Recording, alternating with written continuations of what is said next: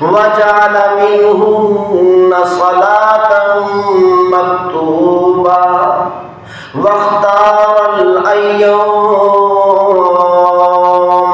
وجعل منهن يوم الجمعة.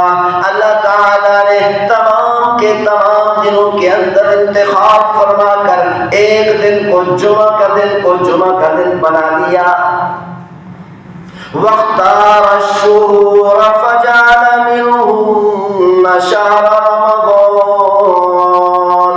اللہ تعالیٰ نے تمام کے تمام مہینوں کے اندر انتخاب فرمایا، ایک مہینے کو چن کر رمضان مبارک کا مہینہ بنا دیا. وجعل منهن ليلة القدر. اللہ تعالیٰ نے تمام کے تمام راتوں کے اندر انتخاب فرمایا، ایک رات کو منتخب فرما کر لیلۃ القدر بنا دیا. علامہ طبرانی رحمۃ اللہ علیہ فرماتے ہیں سید الشہور شہر رمضان.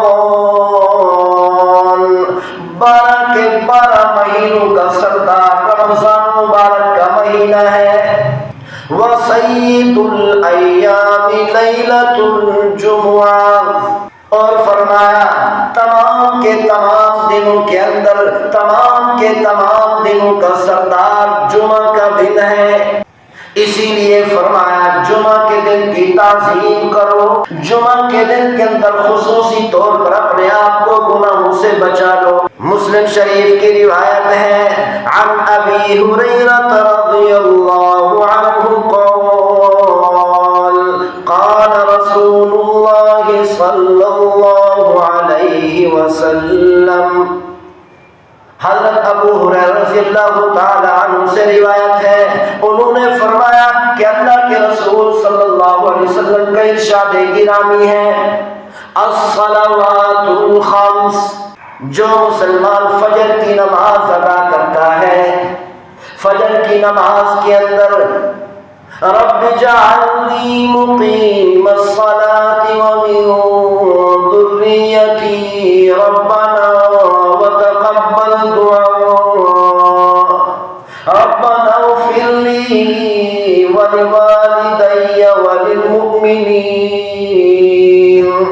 جو مسلمان بندہ فجر کی نماز کے اندر تشہد کے اندر یہ دعا پڑھتا ہے، پیغمبر صلی اللہ علیہ وسلم کا ارشاد گرامی ہے مکفرات ما بینہم.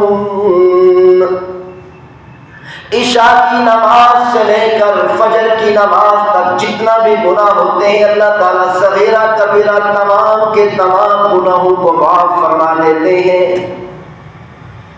پھر ظہر کی نماز کا وقت ہوتا ہے، ظہر کی نماز کے تشہد کے اندر پڑھتا ہے ربنا اغفر لی ولوالدی وللمؤمنین.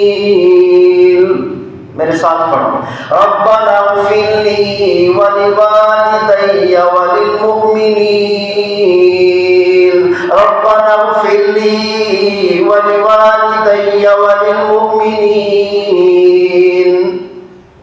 تشہد کے اندر مسلمان پڑھتا ہے ظہر کی نماز میں اے میرے پروردگار مجھے بھی معاف کر دے، میرے والدین کو بھی معاف کر دے، قیامت تک آنے والے مسلمانوں کو بھی معاف کر دے. پیغمبر صلی اللہ علیہ وسلم کا ارشاد گرامی ہے جب مسلمان بندہ اپنے گناہوں پر شرمندہ ہو کر یہ دعا پڑھتا ہے اللہ تعالیٰ فجر کی نماز سے لے کر ظہر کی نماز کا جتنے بھی گناہ ہوتے ہیں سارے کے سارے گناہوں